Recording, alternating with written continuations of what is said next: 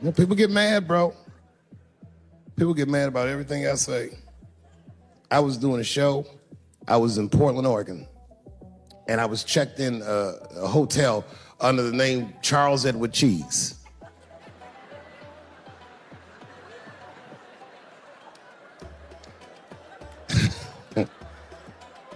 I came back to my room late at night,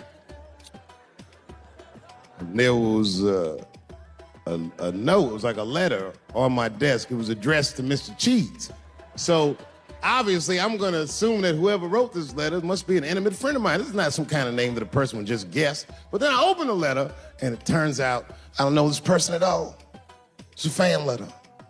You know, I'm not even used to the idea that I have fans, but I'm grateful for it. And even though I'm grateful for fans, I don't read those letters. Be nice if I did, but realistically, it's like, what am I, Santa Claus, nigga? I don't have time for this. Like, got shit I want to do. I'm trying to chill. Read all these dreams and wishes from strangers, but I read it. I'd already opened it. So I just read the whole letter. And you know what, man? Whoever wrote this letter truly loves me. I mean, they were really fucking nice in the letter. And then they described to me what it was like to come to the show, how excited they were, how much fun they were having. And then they said that when I got to my jokes about transgenders, that they were, quote, devastated. Because it turns out that whoever wrote the letter was transgender. Now, I'm going to be real for a second. As a policy, you got to understand, I never feel bad about anything I say up here.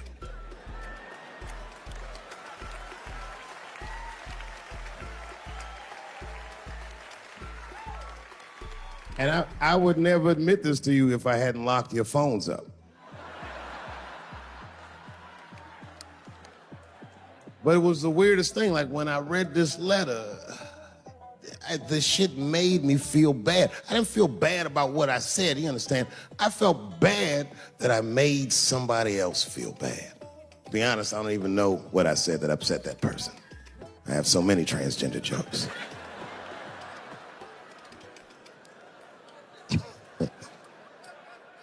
But I feel like it was probably this joke I'm about to tell you right now. And it's not even that bad of a joke. It's a true joke. I mean, it's not true, but I had read in the paper that Caitlyn Jenner was contemplating posing nude in an upcoming issue of Sports Illustrated. And I know it's not politically correct to say these things, so I just figured, fuck it, I'll say it for everybody else. Yuck.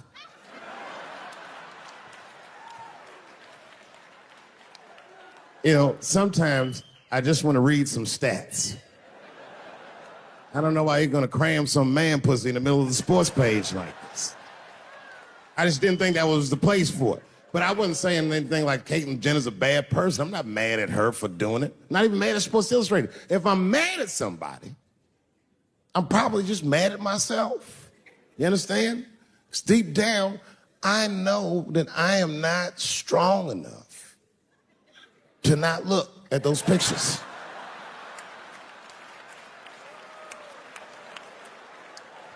And I don't think I'm ready to see what she's trying to show me. So Caitlyn, goddamn it, if you go through with this thing, bitch, you better go hard or go home. I want you to go all the way. Hustler style. Do you know what hustler style means, miss? That means spread the lips.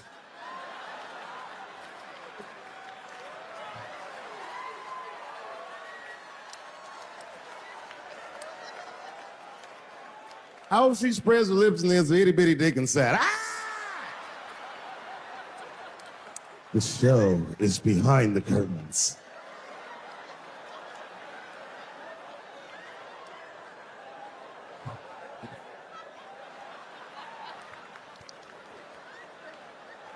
I don't know what I said that upset that person. But I'm going to tell you something. When I read that letter, and the moments after I read it, I did something that many black men in America do not have the time or the money to do. I thought about how I felt.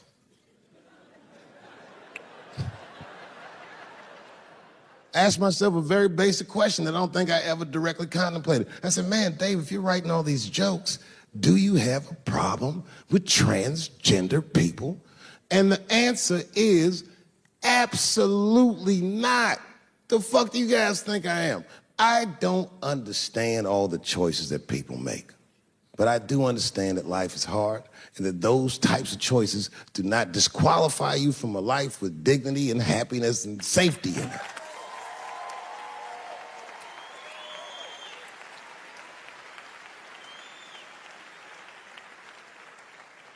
But if I'm honest,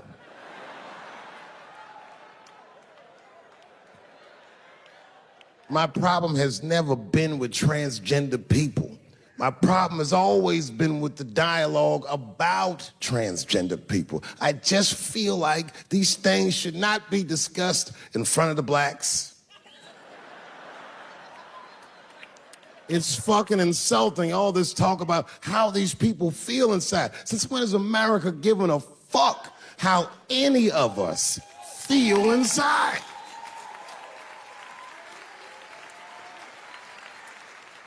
And I cannot shake this awful suspicion that the only reason everybody is talking about transgenders is because white men want to do it. That's right. I just said that. If it was just women that felt that way, or black dudes and Mexican dudes being like, hey, y'all, we feel like girls inside, they'd be like, shut up, nigger. No one asked you how you felt. Come on, everybody, we have strawberries to pick. It reeks of white privilege. You never asked yourself why it was easier for Bruce Jenner to change his gender than it was for Cassius Clay to change his fucking name?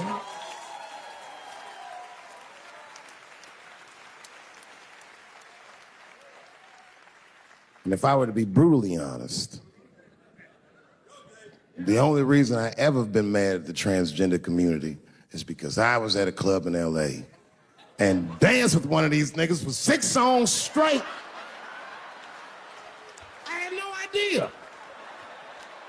And then the lights came up and I saw them knuckles. I said, oh no! And everybody was laughing at me, hi, world star.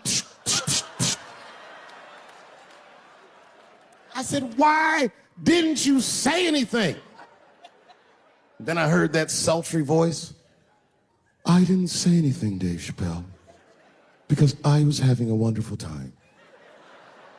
And I wasn't sure how you'd feel about it. I said, you knew how I'd feel. And she said, I'm going home. I don't want any trouble from you. I said, home? It's only 2 songs left. I mean, we might as well finish the night. And we ended up having breakfast together. Oh, grow up. That doesn't make me gay. I just titty fucked her. His titties are as real as any titties in L.A. It's 2 o'clock in the morning. I was just borrowing a little friction from a stranger. Whoops.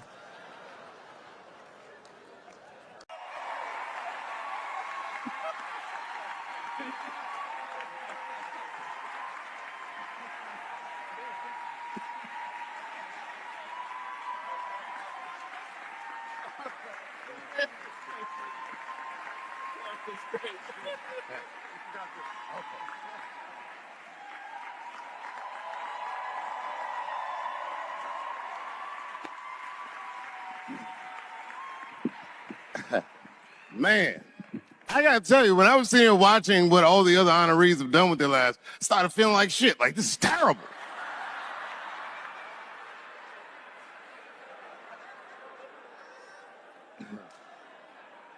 And then Bobo brought me up and started out good with that Ali picture, and then it just... But that coloring book that was in the picture, I know the Ali's are here, that coloring book, my mother has it. And the champ, he signed it. You know, the greatest, he signed it, Muhammad Ali. and his sparring partner was there that day. And his sparring partner signed it, said, the next heavyweight champion of the world, Larry Holmes. And he was. And 2-year-old Dave Chappelle colored all in that shit and just ruined the book.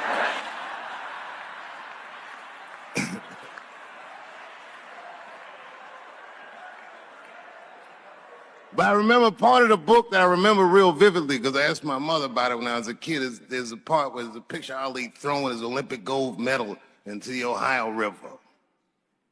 That's why it's so weird for me being here. You know, both my parents were very brilliant. My dad went to Brown in 1955. That's right. He told me at the time he was one of 3 black students. He said one of the guys got accused of a rape that he probably didn't commit, and the other guy killed himself, and Dad said, and I left. And see, that's what makes us Chappelle's great. We know when to quit.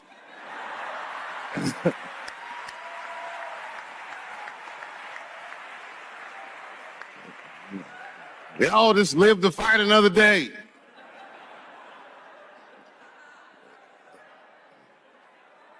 I gotta say, I'm very honored to be here, and I'm very honored to be here with the other honorees. Really, I'm like very humbled by you all, the work that you do, and you all make me want to be better.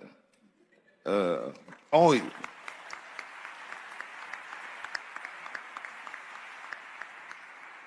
And, you know, I was going to stop doing stand-up for a while because 4 comedy specials in a year is like, that's a lot, you know.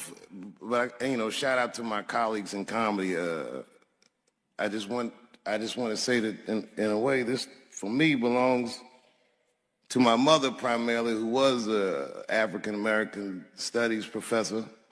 And a lot of the content that I say, she raised me well. I'm not an uninformed person. But also, you know, my colleagues in comedy, like comedians have been getting beat up pretty bad recently, and we're somehow nowadays expected to speak with the precision of attorneys or politicians. We are not. I always think of James Baldwin. You know, James Baldwin was one of my favorite writers because he managed to tell white people what they feel like to be around.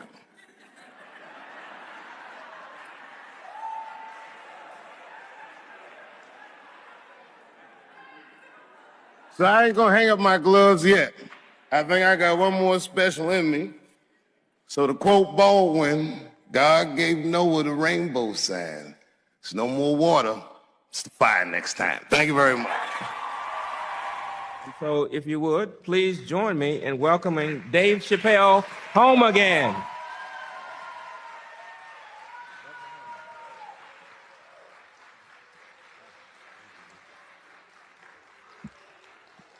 Oh, thank you. You know, I speak for a living, and I'm a little nervous today. I wanted to say thank you, Mr. President, and thank you, Bishop Green, and thank everyone at Allen University for hosting me today, because it feels special, right?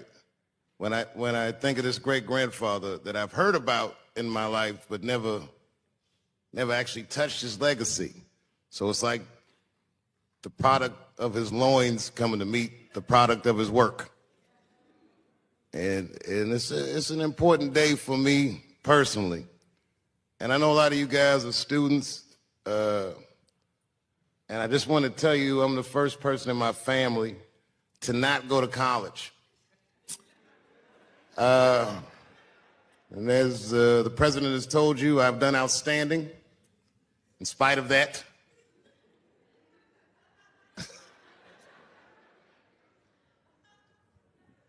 But one thing I did want to say, and one thing today just made me think about, for all the things that I've done, I'm most renowned for what I didn't do.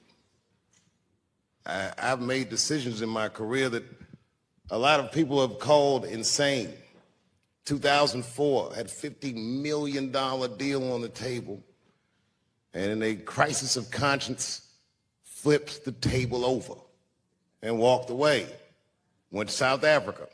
Everyone said I was running away from the money. That is not true. In fact, I still want that money.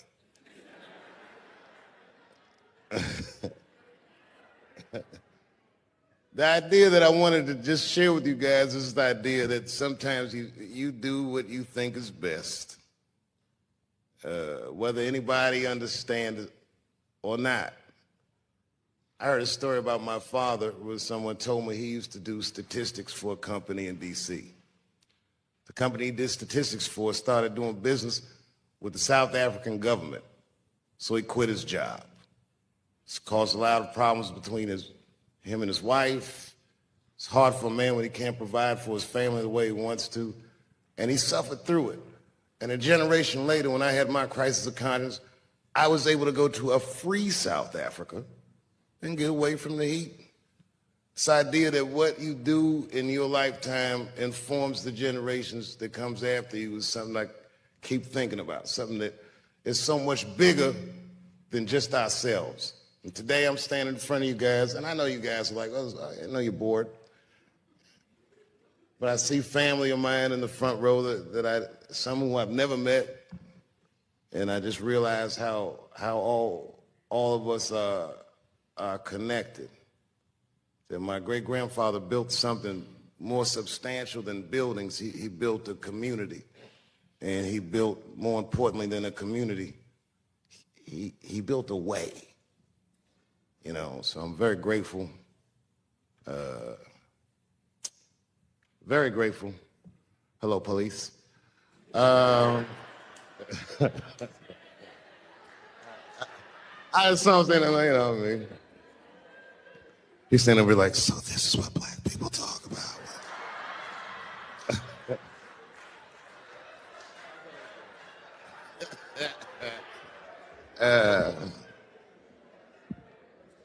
I just want you guys to remember, you know, that right now there's this thing where ethics aren't what they used to be. This idea that people are trying to replace the ideas of good and bad with better or worse.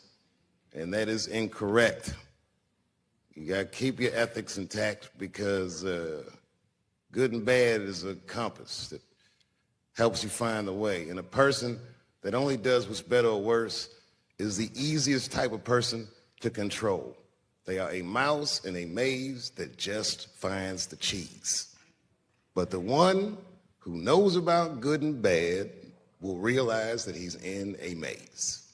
So, that being said, I just hope that all of you guys transcend whatever you see as your obstacles and that you live outstanding lives and that you stay connected to your communities because you have so much power there, and that you grow your communities and you diversify your communities, and that you don't let anybody tell you you can't or to be afraid. It's okay to be afraid because you can't be brave or courageous without fear. The idea of being courageous is that even though you're scared, you just do the right thing anyway.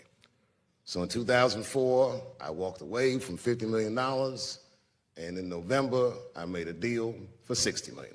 So,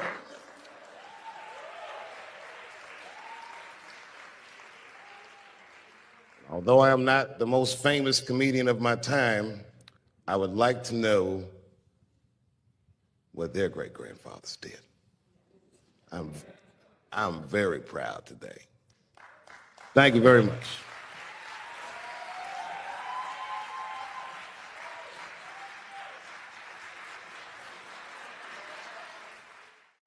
Boy, this comes as a complete surprise.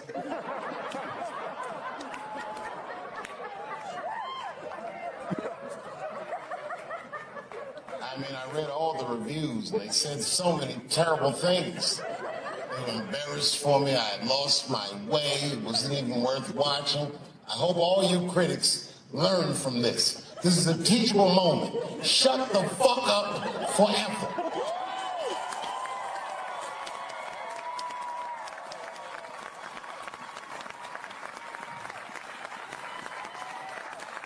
Two and a night.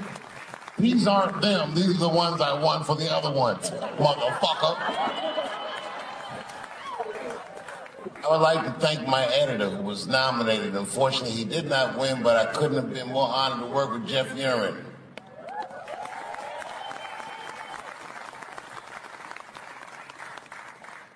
Stan Lathan has been directing television since 1968. Any show that I watched when I was growing up, to Good Times, to Everything Black, and finally, you motherfuckers finally gave him an Emmy tonight. You deserve so much more, but I'm glad you came around.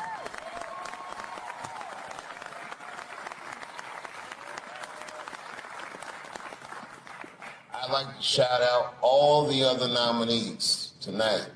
Tiffany Haddish and Patton Oswalt and Hannah Gatsby and Brother Mulaney. You guys are an inspiration to me, and I'm honored to be nominated with you. I'm sorry that you didn't win tonight, but who gives a fuck anyway? It's a special night because comedy gets to be itself. It's all we've ever wanted. I hope the war is over. We good? And as always, I love to thank my wife, Elaine.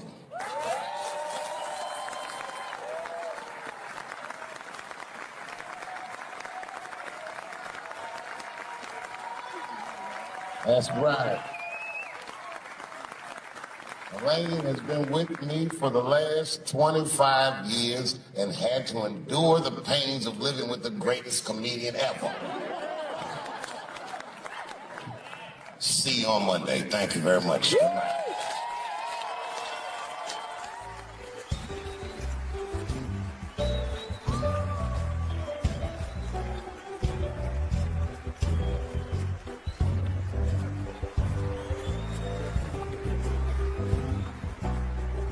Thank you. Thank you. Thank you. I like not knowing what's going to happen. I like making memories. Sometimes I do all this crazy shit around my colleagues just so that they can tell their friends I did it.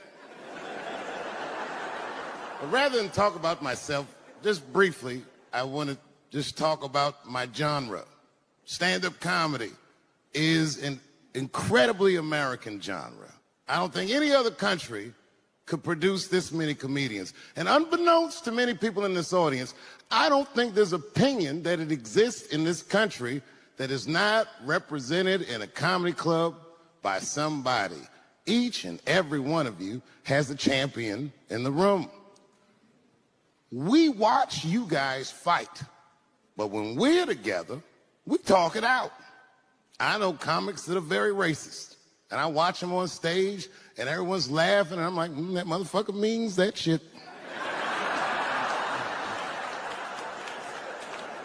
Don't get mad at them, don't hate them. We go upstairs and have a beer, and sometimes I even appreciate the artistry that they paint their racist opinions with.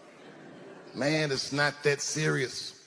The First Amendment is first for a reason. The Second Amendment is just in case the first one doesn't work out.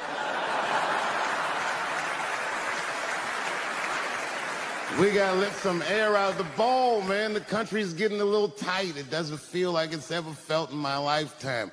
So tonight, I am honored that my colleagues are here in comedy and in music.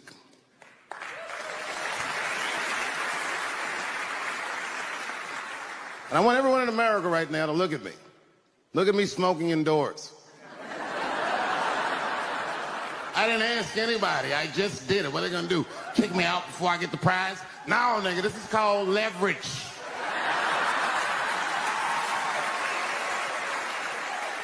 thing that I liked best about tonight was that I saw so many people from different parts of my life, like friends that I grew up with here in D.C., friends of mine from Ohio then and now, friends of mine from comedy clubs, all the fucking musicians that blew my mind. You guys have no idea how you inspired me. I want to give a special shout out to my OG, Tony Woods. Miles Davis has a quote. It's one of my favorite. Miles Davis said so much cool shit, but one of the things he said I always loved, he said, it took me years to learn how to play like myself, You know, he would watch other musicians and he would try to play like Dizzy or Bird or all the guys who were great. Tony Woods was my Dizzy and Bird if I was a Miles. I was trying to play like you. You were the first person I ever saw do it absolutely right. You were fearless and you told the truth. There's something so true about this genre, when done correctly, that I will fight anybody that gets a true practitioner of this art form's way, because I know you're wrong. This is the truth. And you are obstructing it. I'm not talking about the content, I'm talking about the art form. Do you understand? Do we have an agreement? And what I really wanted to say tonight, and I'm glad I get the platform to do it, I'm gay. I am gay, and I can't wait to see what this does for my career, being gay like this. So many special shout-outs. One of the main architects of the comeback of the century, my brother and my mentor, the mighty Stan Lathan. I never dreamed that I would be able to work with someone as great as you. These last 5 specials, straight fire. I wouldn't want to do another special with anybody else but you. So eat your motherfucking vegetables and live as long as you can, because we doing a few more of these bitches. Neil Brennan, your speech made me cry, because it reminded me of all those hard days of work and all that money I never got for it. The other real special shout out I gotta make, because none of this would have been possible on any level without this person, is my mother. Mom. My mother. Mom. You have no idea what I put this woman through. If you had just given birth to me, that would have been more than enough. But the fact that you raised me and raised me well, we had a real oral tradition in our house. I knew the word griot when I was a little boy. A griot was a person in Africa who's charged with keeping the stories of the village. Everyone would tell a griot the stories, and they would remember them all so that they could tell future generations. And when they got old, they'd tell them to someone else. And they say in Africa, when a griot dies, it's like a library was burnt down. And my mother used to tell me, before I ever thought about doing comedy, she said, you should be a griot.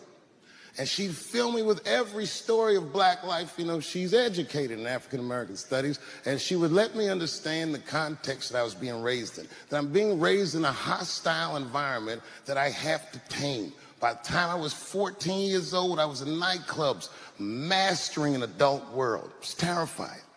The crack epidemic was going on, and my mother would hear gunshots outside and be scared to death. Maybe it's my son. But early in my career, if you remember, Mom, you used to sit in the club with me. She'd do a full day of work. You'd be back there falling asleep, just waiting for me to go on. She would watch my show every night. Do you know how long that car ride is home?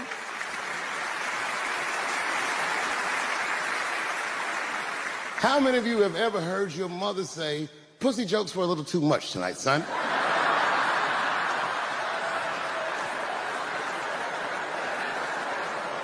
I was a soft kid. I was sensitive, I'd cry easy, and I would be scared to fist fight. And my mother used to tell me this thing, I don't even know if you remember, but you said this to me more than once. You said, son, sometimes you have to be a lion so you can be the lamb you really are. I talk this shit like a lion. I'm not afraid of any of you. When it comes word to word, I will gab with the best of them, just so I can chill and be me. And that's why I love my art form, because I understand every practitioner of it.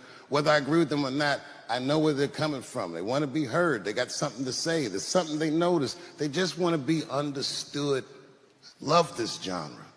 It saved my life. So tonight, Mom, I would like to honor you in a very special way that I cannot do on my own. But because now I'm a man with great and influential friends, I'd like to ask my man Thundercat to come out on the stage. Thundercat, the mighty Most Def. Washington, D.C., thank you very much for giving me a home and a place to start. Today is officially Dave Chappelle Day in Washington, D.C. The mayor declared it last night. So, in the future, on Dave Chappelle Day, I ask everyone who wishes to celebrate it to make one incredible memory for themselves and or somebody else. Thank you very much. Good night.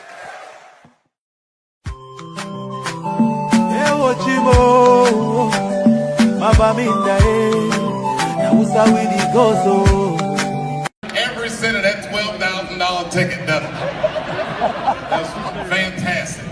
Well, it's a pleasure to be here at the Illuminati bake sale or wherever this thing is that I'm at.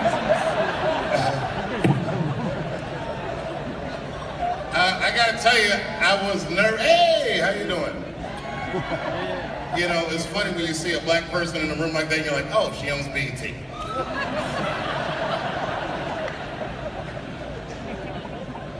I normally don't do benefits. Not because I don't care, but because the crowds are historically stuffy.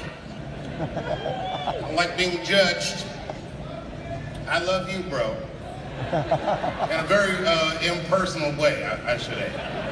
But I can't even see who said that. I haven't been back in New York in a while, especially for something like this. I was here years ago. And it was one of those times my wife was mad at me because I had said something terrible. These things happen in a marriage. We always say the meanest things to the people we love the most. And it's not that we mean them, it's just that we know that these people love us and they'll let us say these things. And it makes us feel better. So this particular time I was in town for a protest. It was during Occupy Wall Street. I wasn't here for Occupy Wall Street, I was here for a lesser known protest called Occupy Luxury Suite. It was day 6. I was bored, it was late in the afternoon, so I figured maybe I'd call some of my friends in New York and tell them I was in town, have a nice lunch. And I did. I called them up, we had made plans, and then I went outside to catch a cab. And that's when reality set in. I'm still black in America. It was 4 o'clock, it was hot. You know how New York gets in the summer when it's hot? It was that sweltering, do the right thing heat. And I'm standing out there trying to catch a cab, and I can't catch a cab to save my life. But then I remembered I was staying at a luxury suite, and there's a guy there that's supposed to help me out. So I go to him, and I say, sir, I'm having a very difficult time catching a cab, and I'm gonna get to the hotel. And he said, Mr. Chappelle, absolutely. Why don't you wait in the bushes, and I will get a cab for you. And I said, that's a great idea. So I hide in the bushes, and I'm waiting for this guy to catch a cab, and it's taking him a long time too. And while I'm waiting, I see a homeless guy. I'm assuming he's homeless. He looked disheveled, and he was digging in the trash, but very deliberately, not an idle sifting. This guy was on a mission. He was digging in the trash real hard, and I was staring at him, not in a judgmental way. I was just looking at him like, damn, this guy's really digging in the trash. And as I said it, it was as if he heard me. And he looked directly at me while I was hiding in the bushes. And then he started walking directly towards me.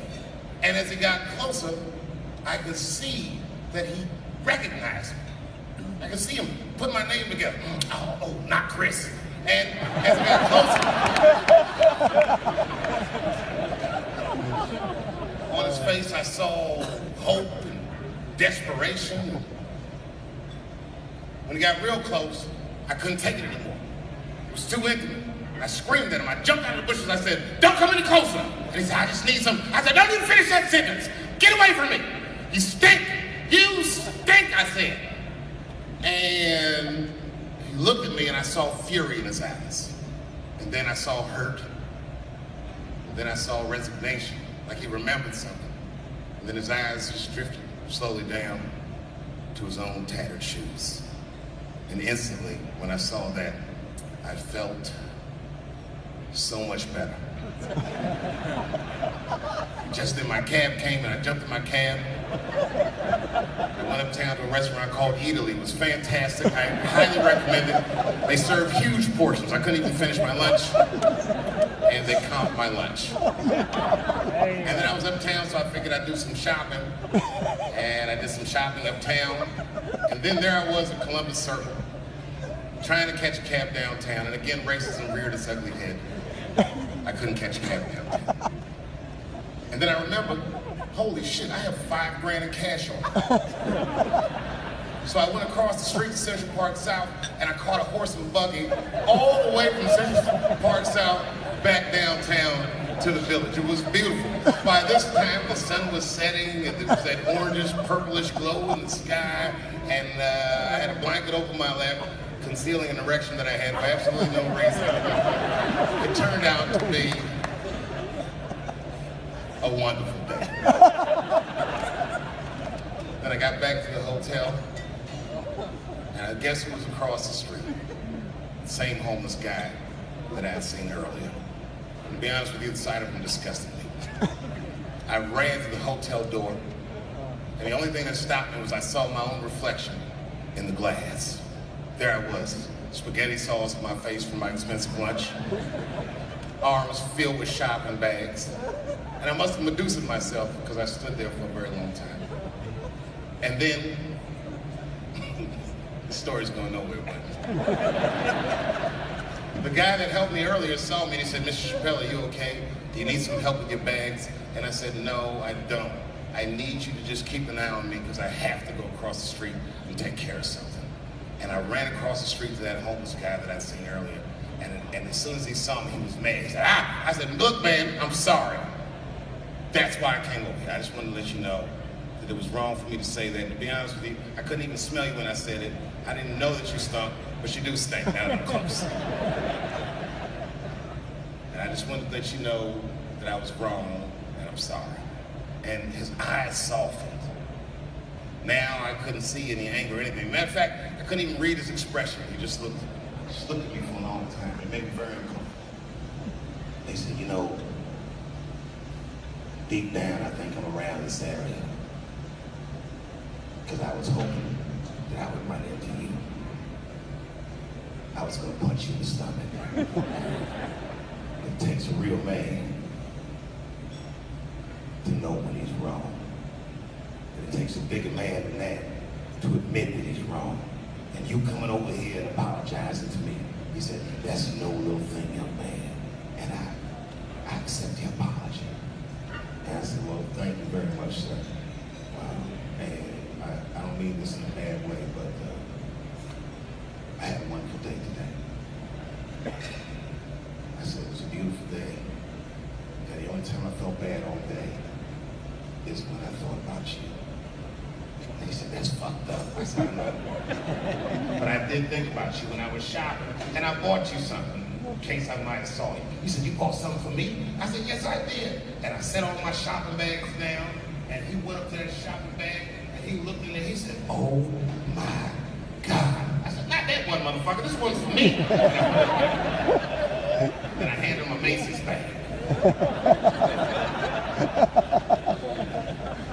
He said, oh my God, is this for me? He says, for you, go ahead, look. He said, this is a brand new lime green velour Sean John sweatsuit. I said, yep, same shit Puffy wears. And he said, man, thanks, young man. And he started to put it on right there on the street. I said, wait a minute, that's not all. Look in the pocket. They looked in the pocket, and he was like, is this the, I said, that's right. A marijuana cigarette? I said, yes, that's right. He said, I have not smoked marijuana since Vietnam without smoking, if you smoke it with me. I said, well, I hadn't planned on putting my lips on the same joint as you. Sure, why not? I'll light it first. And I lit the joint. We literally sat there on the dumpster right there in Soho. Just smoke weed, me and this homeless dude. He had on that lime green sweatsuit. Kind of looked like Oscar Grouch as the sun was setting. I know you guys are mad right now, but the point is this. We incredibly privileged people. And you know, I was the first guy on television to ever say, give Donald Trump a chance. I know, I fucked up, I shouldn't say that. Huge mistake on my part.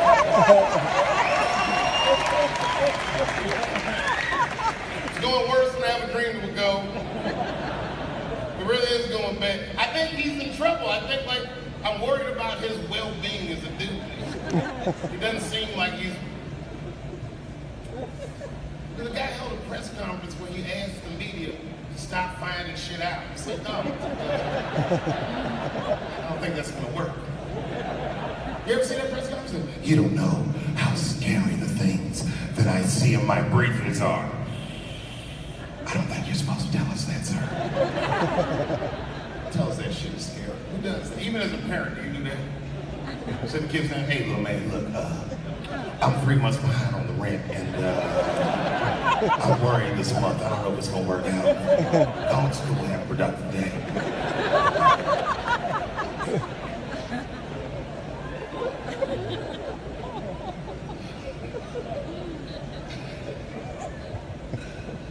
I don't know. Maybe the last few more months.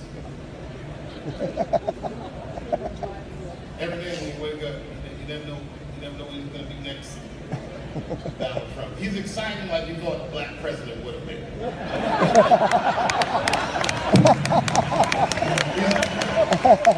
action-packed in a way we never dreamed the president would be action-packed. That's great. It is a crazy shit. Donald Trump said we should not let any Muslims into the United States until we can figure out what's going on. And I think that's way out of step with the way people feel in America. Am I wrong on that, or was it me? I think you guys are not a good gauge of how people actually feel about it. You're largely rich white New Yorkers. You didn't even know he was going to win in the first place. I'm the Jane Goodall of white people. I live amongst poor whites. I study them. And I have no problem with any white person, but poor whites are my least favorite. A lot of trouble from them. But I knew he was going to win. And I just felt like he was out of step. Like, I feel like most Americans believe that we respect each other's beliefs, whether we share those beliefs or not. I know I feel like that. Even out there in Ohio, it's like that. I respect everybody's beliefs, except for whatever Amish people believe. I can't stand seeing them.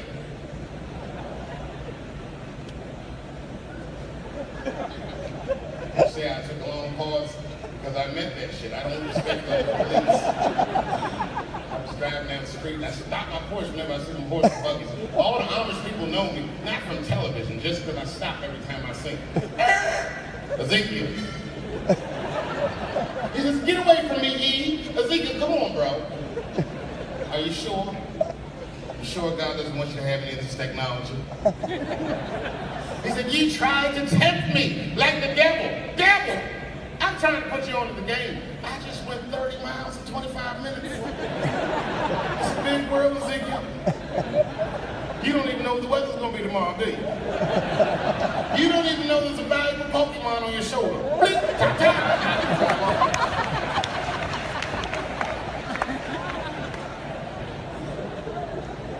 I mean, don't let any more Muslims in the country until we figure out what's going on. I already know what's going on. It's like 17 mass shootings in the United States. 4 of them were done from Muslims. 7 of the countries that are banned have none of those 4 people from them. The other 13 shootings was done by crazy white people. And you don't see us banning white people from benefits to keep the rest of the audience safe. Not only is it wrong, it would be catastrophic to the Robin Hood Foundation's bottom line. If there were no white people here, we'd only raise $300, maybe $400 tonight. That's not we all need each other. Is he going to get impeached? Trump? No, I don't want that enthusiastic hooray. I want somebody, I know there's a guy in this room somewhere that's like, yes, he is state. And I'm like, yes, he is. His wife still lives in New York, doesn't she? Nobody wants to, you guys probably know him personally. I forgot where I was. Sorry about that. I'll just Google the shit when I get off stage. Hey, how are you, man? You look great, by the way. They asked me to come here for 15 minutes. Sure, they regret it.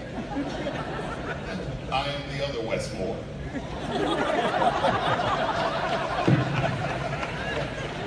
I read that one. The other Westmore. I know Westmore's in here somewhere. Congratulations, Wes. Every time I see you, I'm impressed beyond my wildest dreams. Never met Wes personally, but I'm definitely impressed. You know, because I know, Wes, is that you? Hey, man, it's very good to meet you. I am not saying that to say that trans women aren't women. I am just saying that those pussies that they got, you know what I mean? I'm not saying it's not pussy, but that's like beyond pussy or impossible pussy. You know what I mean? It tastes like pussy, but that's not quite what it is it? It's not blood, that's beet juice.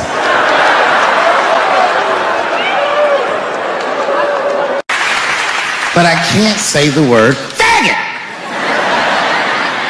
And she said, because, David, you are not gay. I said, well, Renee, I'm not a nigger either.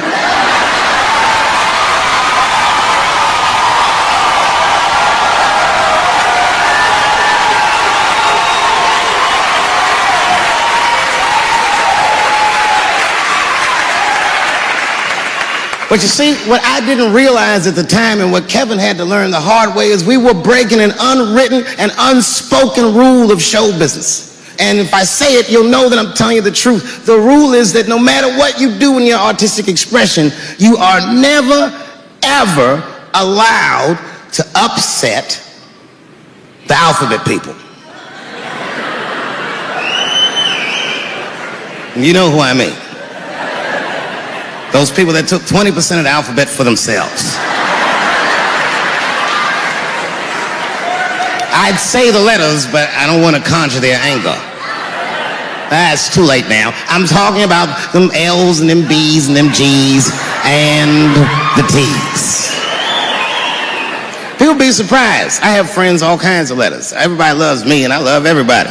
I got friends who are L's, I got friends who are B's, and I got friends who are G's. But the T's hate my fucking guts.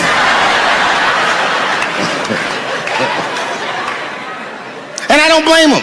It's not their fault, it's mine. I can't stop telling jokes about these niggas.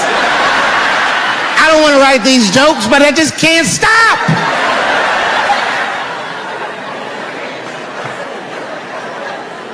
You know, you hear all those letters together all the time, LBGT, LBGT, and you think it's just one big movement. It's not. All those letters are their own movement. They just travel in the same car together. And my guess is,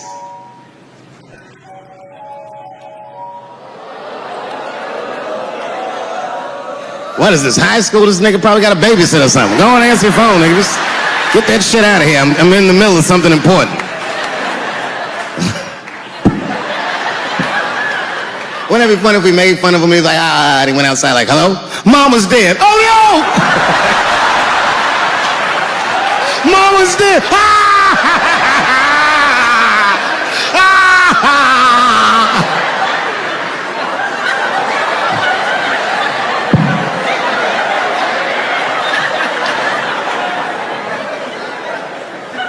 That was a weird timed phone call, wasn't it? It's like his phone is gay.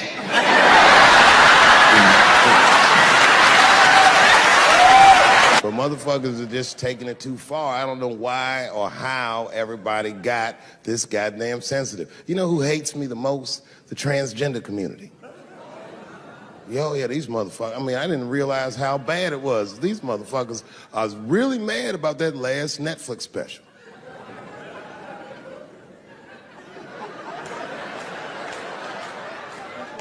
It's tough, man. I don't know what to do about it because I like them. I always have. Never had a problem with them. You know, just fucking around. As a matter of fact, I think I make fun of everybody, and I mean, as a group of people, they have to admit, it's kind of fucking hilarious, man. I'm sorry, bro. It's like, I've never seen somebody in such a hilarious predicament not have a sense of humor about it. They're born feeling like there's something other than they're born as, and that's kind of funny, you know? I mean, it's funny if it's not happening to you. It's like that white black bitch that's in the news all the time. Rachel Dolezal. She's a white woman, but then she dressed up like a nigga and shot her way up to the very top of blackness. And I always wanted to meet her just so I could understand. I just wanted to like have dinner with her so I could just look in her eyes and call her a nigger to her face. The fuck is that bitch talking about? I identify black. That is trans talk, lady. Stop biting. Stop biting. There's a big difference between her and a trans. The difference between her and a trans is I believe transgenders. I don't understand them either, but I know they mean what they say. Them niggas cut their dicks off. That's all the proof I need. I've never seen somebody just throw their dick away. Don't need it.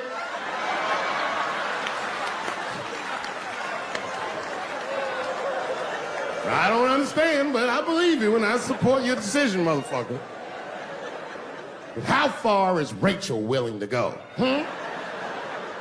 What is Rachel willing to do so that we blacks can believe that she believes she's actually one of us? Bitch, are you willing to put a lien on your house? Invest in a mixtape that probably won't work out?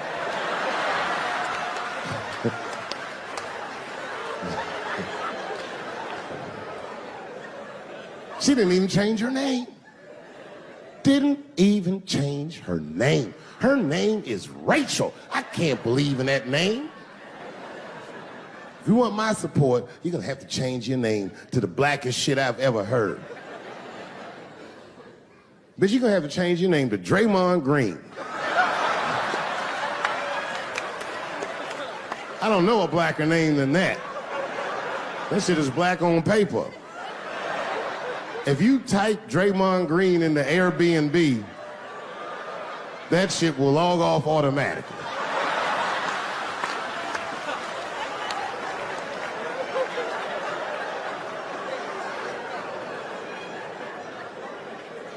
You know, people get mad, bro. People get mad about everything I say. I was doing a show. I was in Portland, Oregon, and I was checked in a hotel under the name Charles Edward Cheese.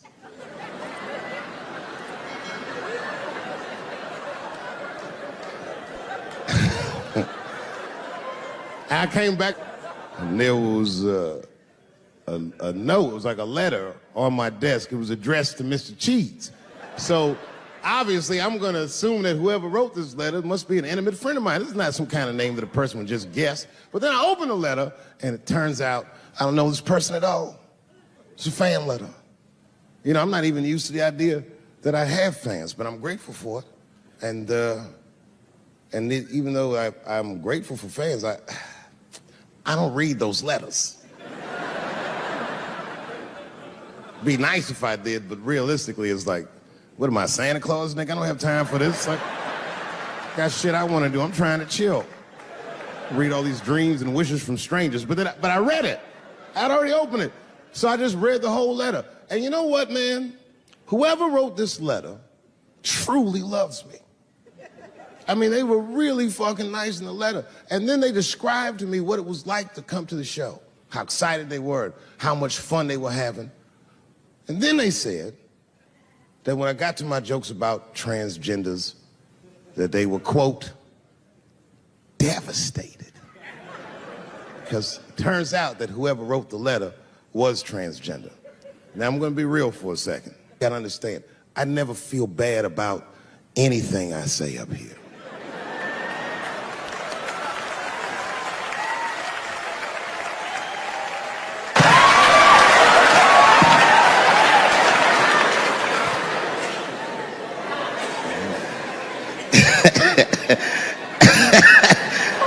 like I was saying, my guess is the G's are driving that car. That makes sense to me, because there's white men in the G's. And these people are trying to get around discrimination and oppression. And you know how white dudes are. We know these roads. In fact, we built these roads. The rest of you buckle up, we'll get you to where you want to go. So the G's are just driving the car. Of course, next to the G's in the passenger seat is the L's. Everybody likes the L's, except for the G's.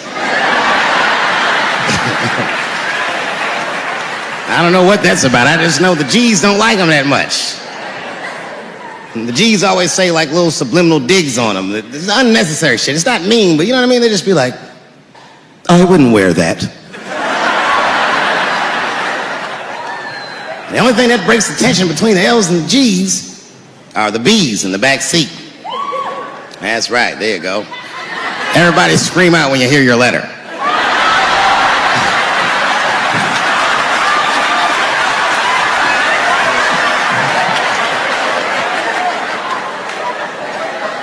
If it's one thing that the L's and the G's agree on, is that the B's are fucking gross. They seem greedy to the L's and the G's, you know what I mean? They're just sitting in the backseat like, yeah, man, I'll fuck anybody in this car. What's going on, man?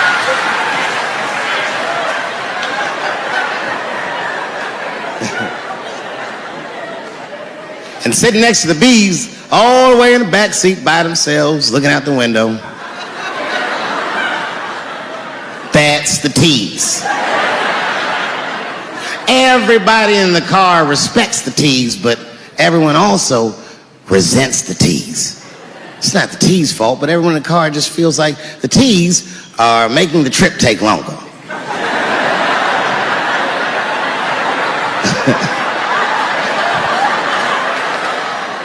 Anything the T's say gets on everybody's nerves. And then the T's don't even say anything bad. They just be in the back talking to himself. I'm hot. Shut up. Shut the fuck up, okay? Just roll the window down, you bitch. I don't know what you... What? Just said I was hot. Can you pull over at the next exit? I need to use the restroom. There is not a restroom for you for 4 states, nigga. Will you just shut the fuck up so we can get where we're going?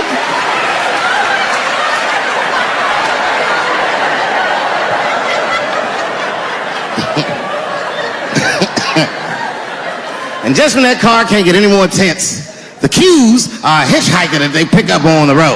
Some white dude in booty shorts is walking down the freeway.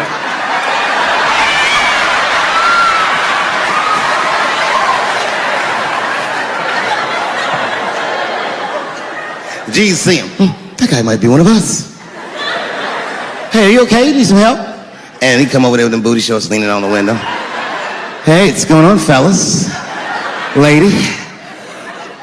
Whatever pronoun makes you feel comfortable in the back.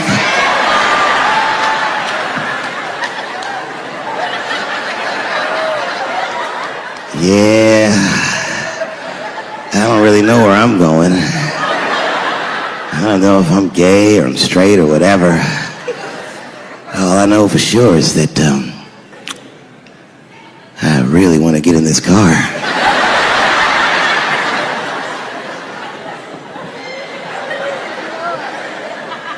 And they make him get in and sit in between the B's and the T's. I feel bad for T's, but they're so confusing. And it's not all my fault. I feel like they need to take some responsibility for my jokes. Because I didn't come up with this idea on my own. This idea that a person can be born in the wrong body. But they have to admit, that's a fucking hilarious predicament. It's really fucking funny. If it happened to me, you'd laugh, wouldn't you? That wouldn't be funny if it happened to me? I think it would be. What if it did? What if I was Chinese, but born in this nigga body? That's not funny.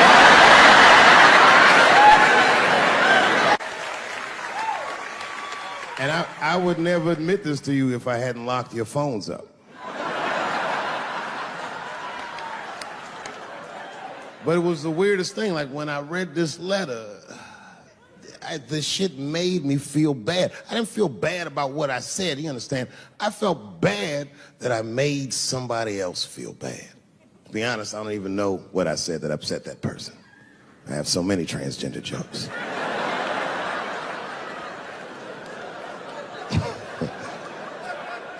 But I feel like it was probably this joke I'm about to tell you right now. And it's not even that bad of a joke. It's a true joke. I mean, it's not true, but I had read in the paper that Caitlyn Jenner was contemplating posing nude in an upcoming issue of Sports Illustrated. And I know it's not politically correct to say these things, so I just figured, fuck it, I'll say it for everybody else. Yuck. Oh, sometimes I just want to read some stats. I don't know why you're gonna cram some man pussy in the middle of the sports page like this. I just didn't think that was the place for it. But I wasn't saying anything like Caitlyn Jenner's a bad person. I'm not mad at her for doing it. Not even mad at Sports Illustrated. If I'm mad at somebody, I'm probably just mad at myself. You understand? Because deep down, I know that I am not strong enough to not look at those pictures.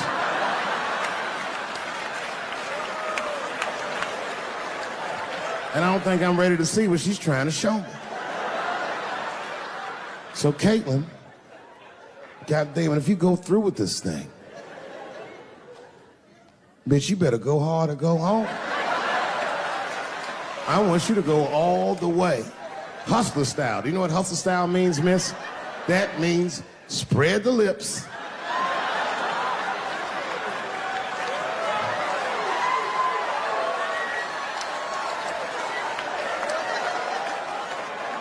I hope she spreads her lips and there's an itty bitty dick inside. Ah!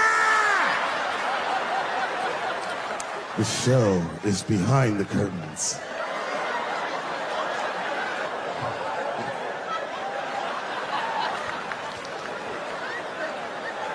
I don't know what I said that upset that person. But I'm gonna tell you something. When I read that letter, and the moments after I read it, I did something that many black men in America do not have the time or the money to do. I thought about how I felt.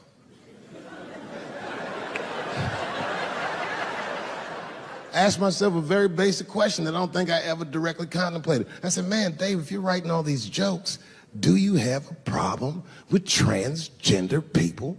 And the answer is absolutely not. The fuck do you guys think I am? I don't understand all the choices that people make.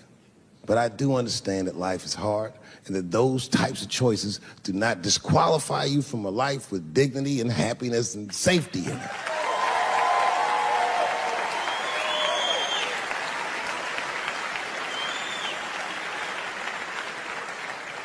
But if I'm honest,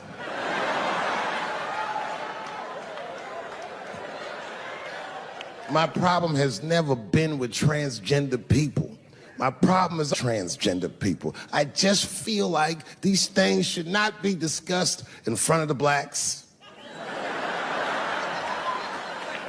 It's fucking insulting, all this talk about how these people feel inside. Since when has America given a fuck how any of us feel inside?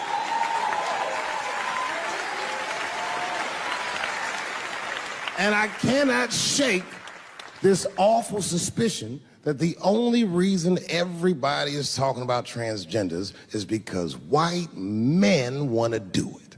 That's right. I just said that. If it was just women that felt that way, or black dudes and Mexican dudes being like, hey, y'all, we feel like girls inside, they'd be like, shut up, nigger. No one asked you how you felt. Come on, everybody, we have strawberries to pick. It reeks of white privilege. You never asked yourself why it was easier for Bruce Jenner to change his gender than it was for Cassius Clay to change his fucking name?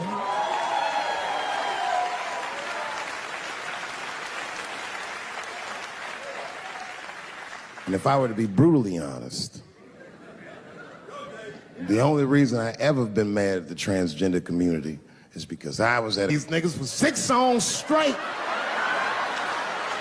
I had no idea. And then the lights came up and I saw them knuckles. I said, oh no! And everybody was laughing at me. Hi, world star. I said, why didn't you say anything? Then I heard that sultry voice. I didn't say anything, Dave Chappelle, because I was having a wonderful time. And I wasn't sure how you'd feel about it. I said, you knew how I'd feel. And she said, I'm going home. I don't want any trouble from you.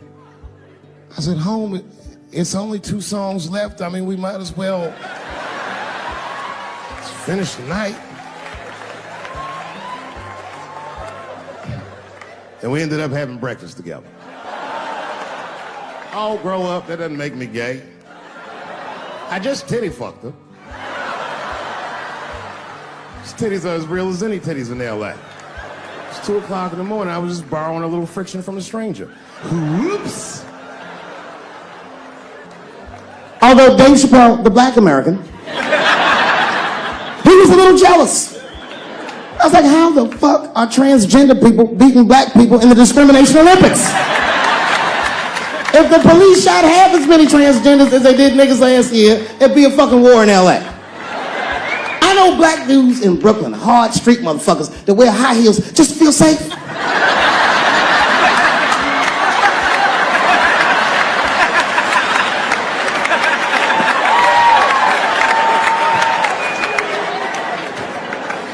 Transgenders are gangsters.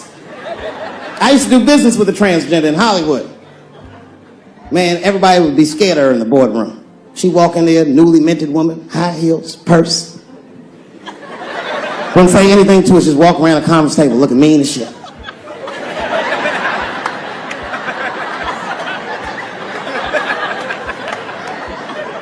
And then she walked to the head of the conference table, stare at us all, reach in her purse and pull her old dick out and throw it on the table.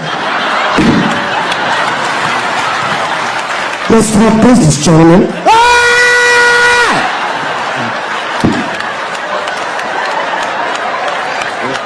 So it's scary as fuck. If your best friend pitched that to you, you'd be horrified. Yo, nigga, let's go to the hospital and cut our dicks off and make pussies out of them shits. What? Can't we just get matching jackets or tattoos or something?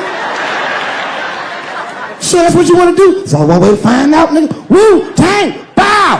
Bow! Let's go to the club and trick niggas into fucking us, yeah.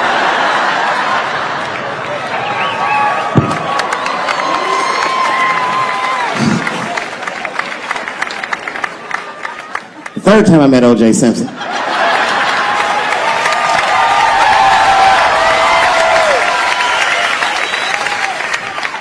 Third time I met O.J. Simpson, I was doing great in life. I just finished the 2nd season of Chappelle Show. Man, those were good days. I was playing a comedy club in Miami, the Improv. I don't know if you've ever been, but if you have, you'd know. The door for the green room is right on the stage. Can you imagine such a thing? If I walked out of the door of the green room, bam, I'm just right here, right from the dressing room. And I did that. I walked out, and the whole crowd was like, hooray! And I looked, ma'am, as close as you are to me, I saw him as soon as I came out, the juice.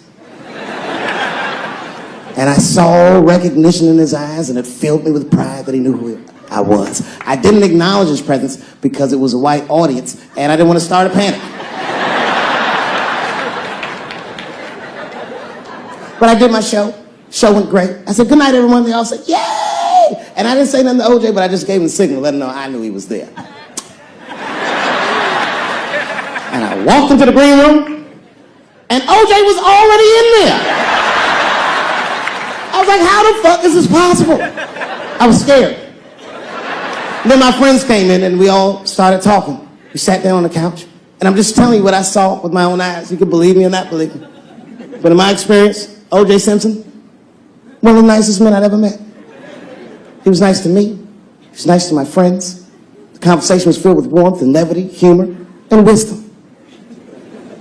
We talked for 90 minutes, and then suddenly the Juice said, "You know what? I've got to be going. But it's good to see you again, and I'm glad things went so well." I said, "Thanks, Juice." And my friend said, "Yeah, goodbye, Mr. Juice." They're new to the game. He said, "No, thank you for your hospitality. Good night, guys." And we said, "Good night." And he just walked out of the room. And as soon as the door closed, we all looked at each other like, that nigga did that shit. I could feel like murder in the room.